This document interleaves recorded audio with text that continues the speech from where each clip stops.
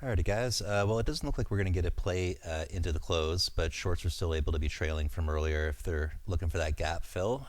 Like I said in chat, we wouldn't want to be trying to take any long in this area until we fill that gap. We would be interested or have been interested in taking a bounce play with a 5-minute chart setup, but that last push we saw just kind of took that away. We don't want to be taking any long from here. We're just going to actually let this play out into the close, and I think we have some really good prospects for tomorrow on this chart, maybe even overnight. So I'll go over a few ideas with you guys just while we're waiting for the market to close.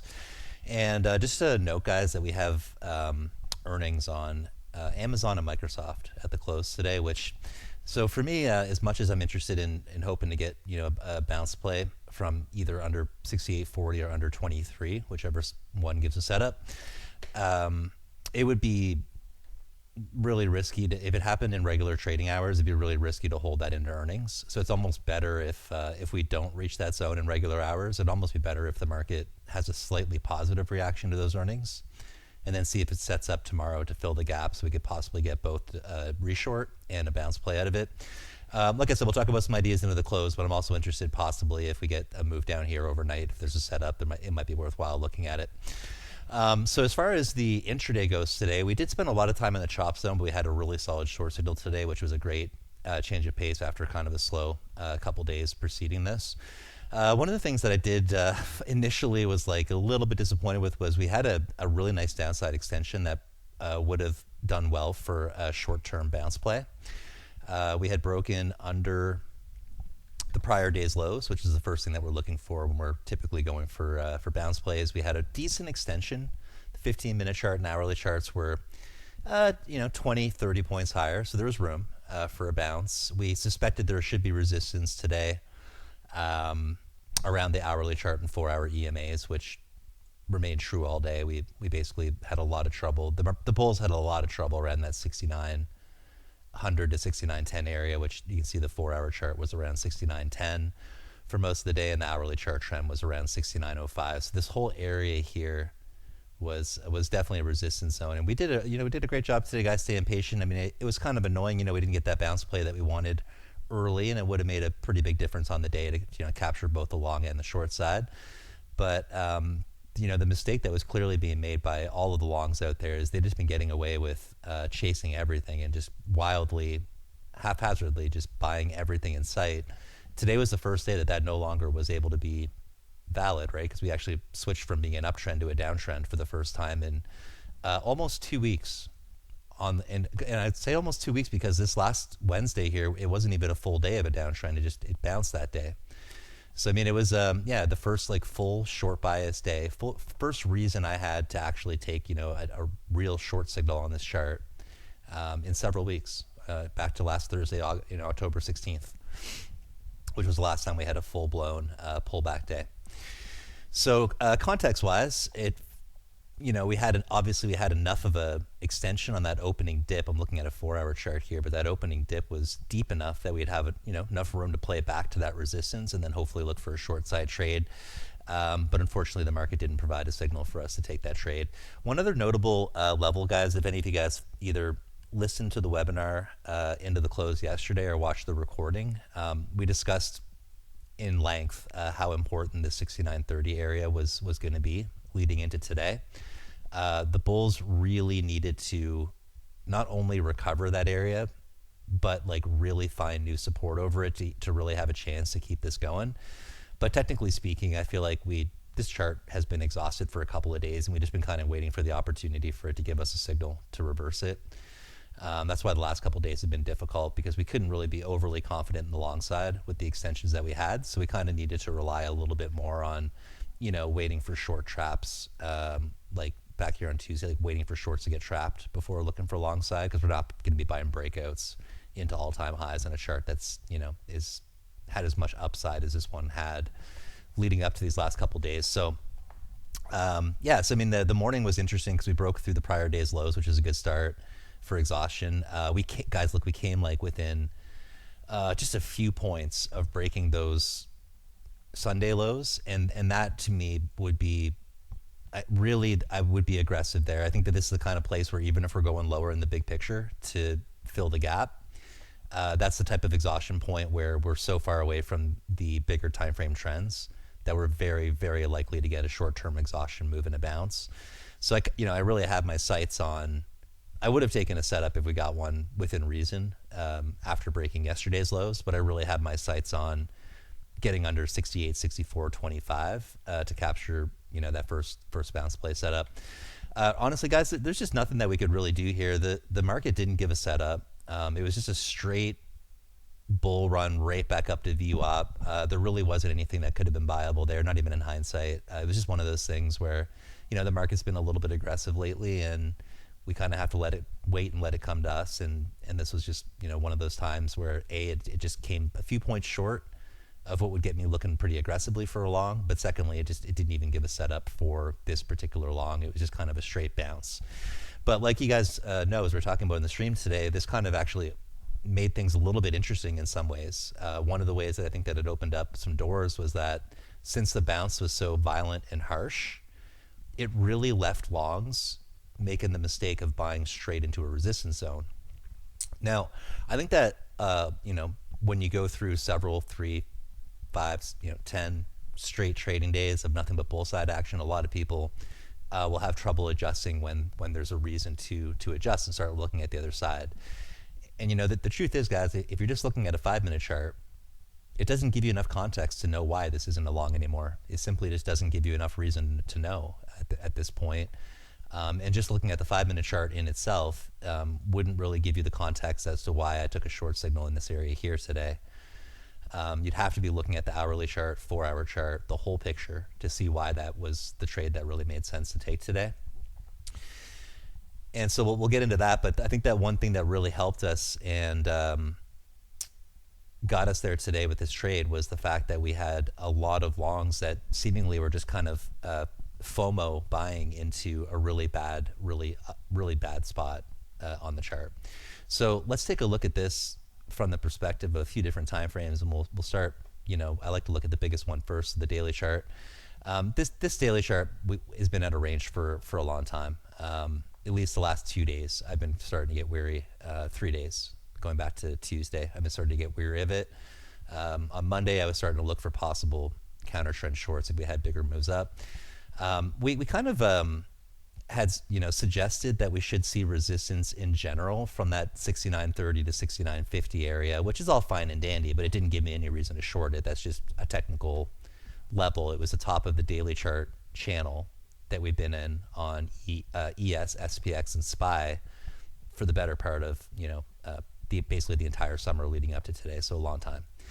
And like I suggested, that'd be an interesting place for generally. I think longs are going to be taking profits into areas like that. We don't have any levels to work with up there because it's all-time highs, so it's kind of like price discovery. But if the only thing we have to go by is the technicals, that would be definitely a sell zone, as mentioned on SPY over 688, or in our case, trading the futures side here over 69.30 to 69.55 was kind of the general zone where I was seeing the daily chart channel intersect. So that's not really enough just to get me short. It might look easy in hindsight, but that was just the most awful place for shorts to be really trying, because every time that they tried there, they actually got stopped over and over and over again over the last couple of days. So it was a real battle in that area. Sometimes it's better just to be a little bit later on the trade, but on the right side of the trade. Picking the top is tough. Our counter trend short signal will get us there 8 out of 10 times. But if you don't have a counter trend short signal, shorting into trend breaks, this is notable here. I mean, this is just a nasty move, and like I've been saying, it's a little bit of a minefield out there for the shorts. But we're into an area where suggestive selling should be happening. In theory, we're into a big area where a daily chart channel is intersecting. There's nothing else for longs to look at technically. We had 2 gap ups leading up to this, an extended chart.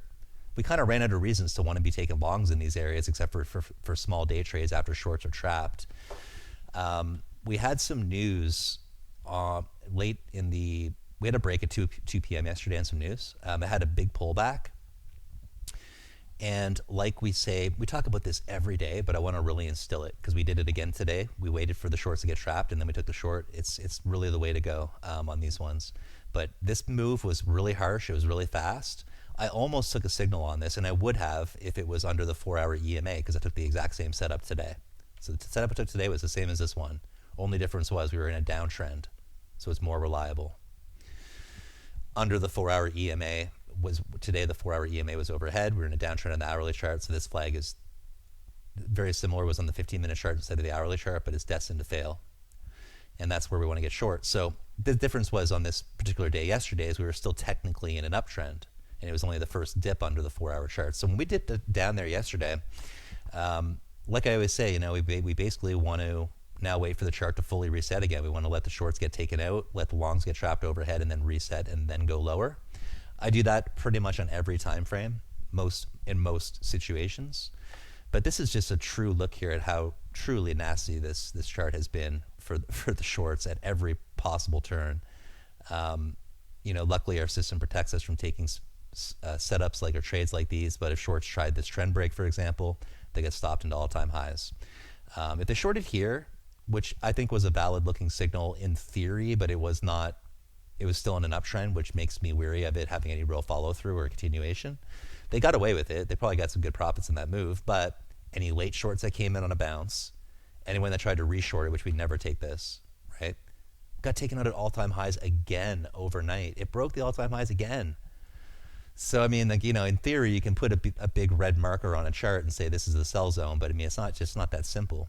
It's nice to kind of pair that together with a setup and something that works more often than not, right?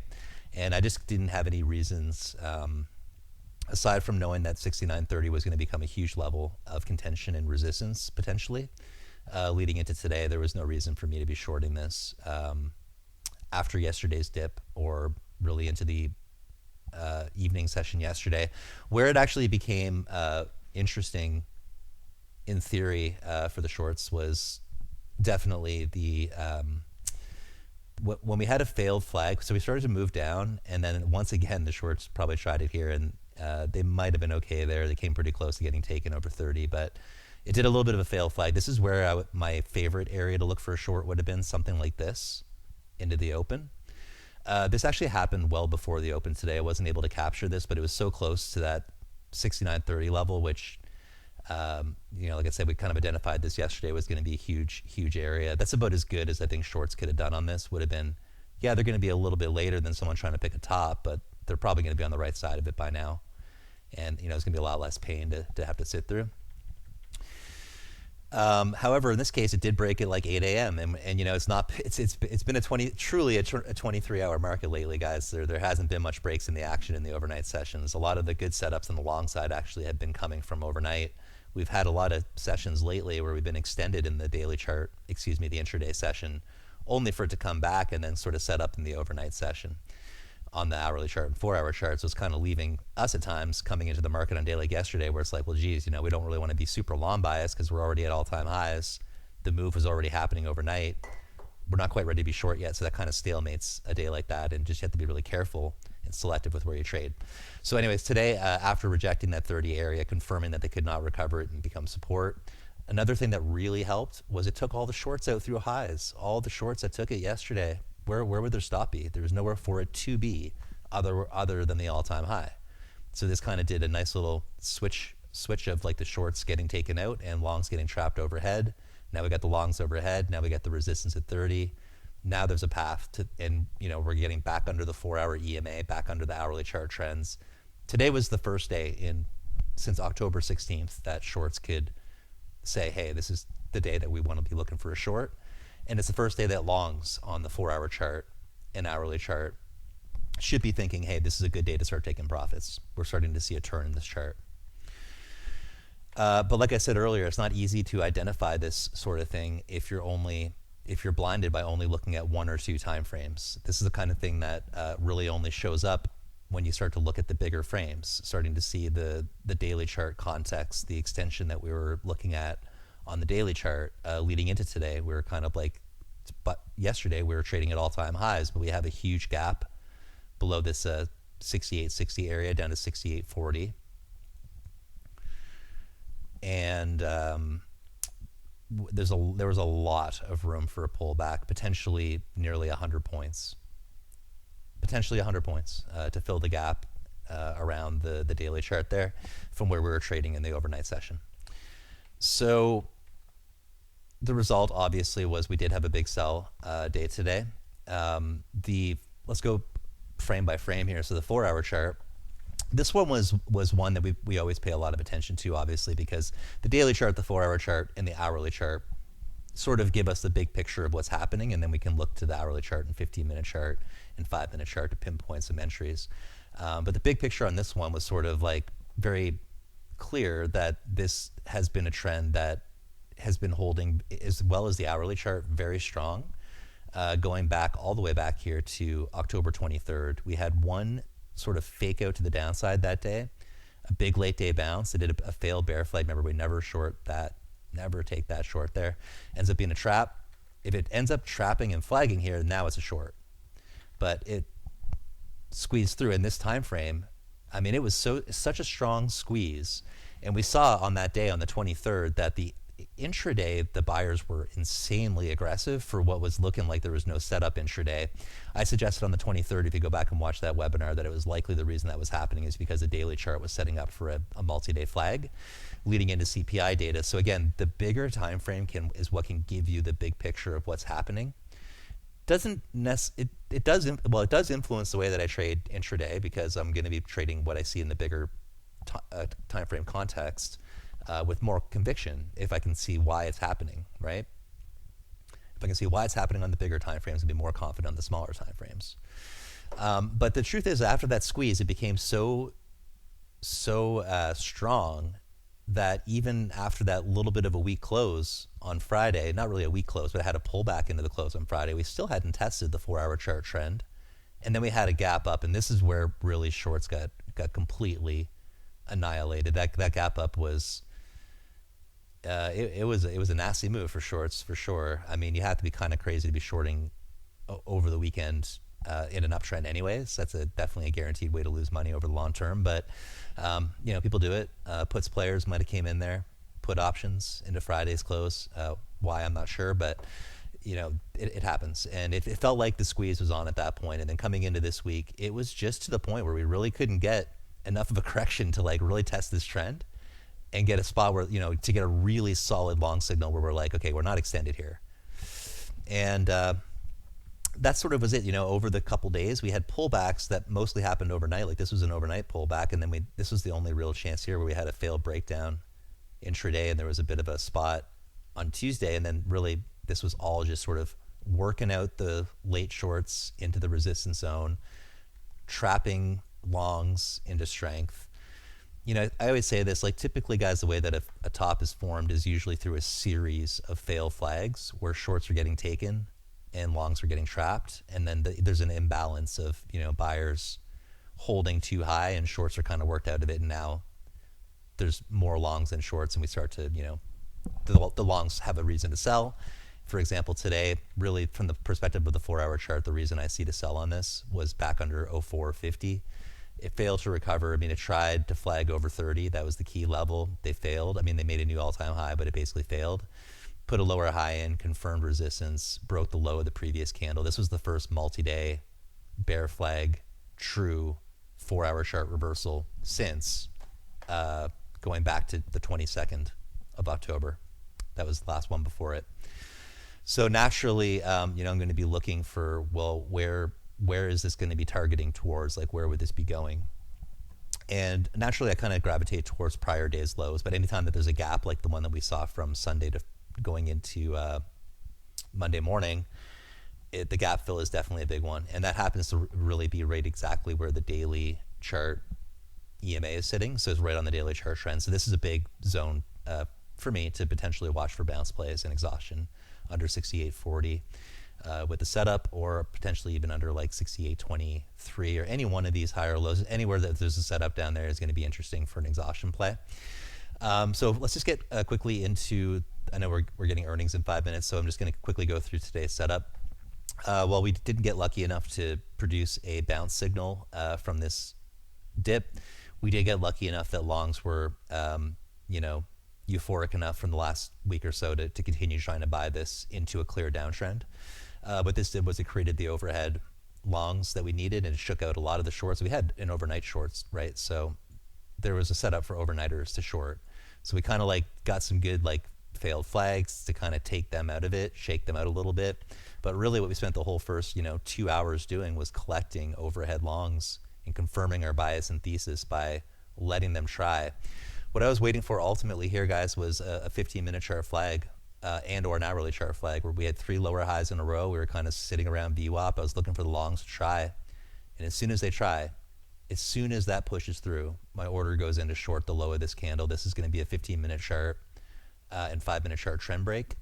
And I know there's a lot of room below if they want it.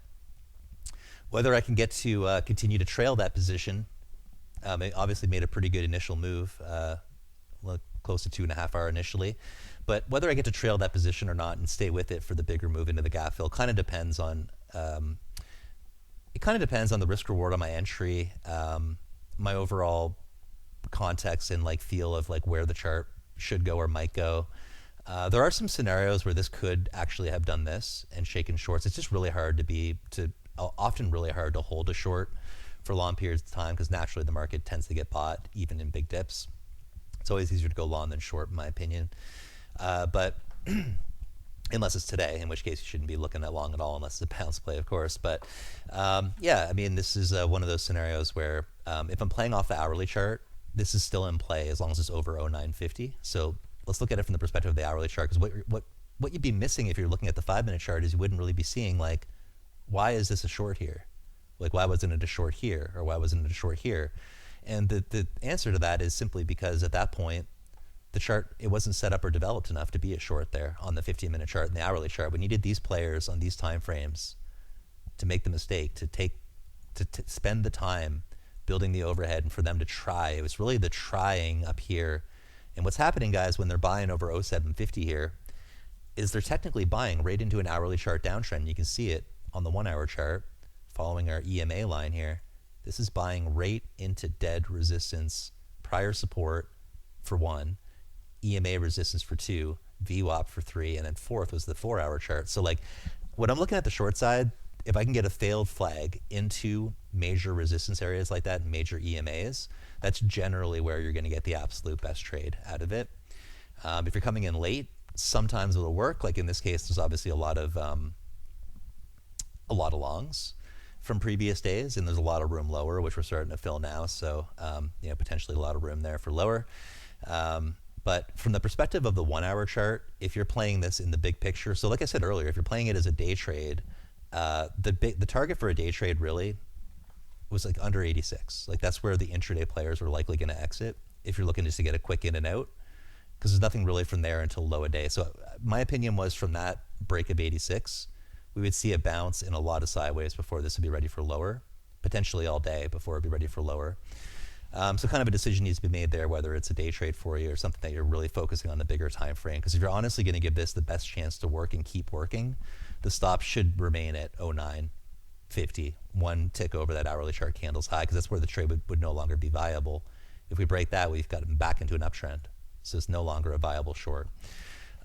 Anyways, guys, we're running into the close here. We got earnings in 2 minutes, so I want to hop and focus on this. Tomorrow we're going to be, well, what I was saying earlier, guys, was if we don't fill the gap today, we could have had a chance for a short tomorrow. So my hope was that we'd have failed flag, get a chance for a short, then long out of the zone. But obviously it looks like we're going to fill that gap into the earnings today. So going to kind of keep an eye on this and see if there's maybe a spot. It'd be better if it was after the session break or tomorrow, but like I said, it's a bit of a bounce zone down there. So let's keep an eye and see if anything comes up in that. And I think that's it, guys. So I'm going to have this webinar posted up for you so you can review it as per usual every single day. And we'll come into some ideas for tomorrow. If we don't get a bounce out of this zone into the close or after hours today that makes sense, the next spot down that we'd be looking is it's actually quite a bit lower. The next daily chart level is really far down there. It's around 75.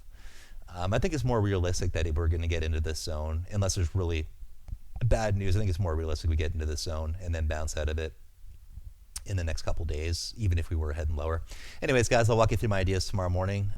Be careful trading into this earnings. We're going to get some volatile action, and I'll probably just stick around for a little bit and see how this plays out. All right, guys, have a nice evening, and we'll see you tomorrow.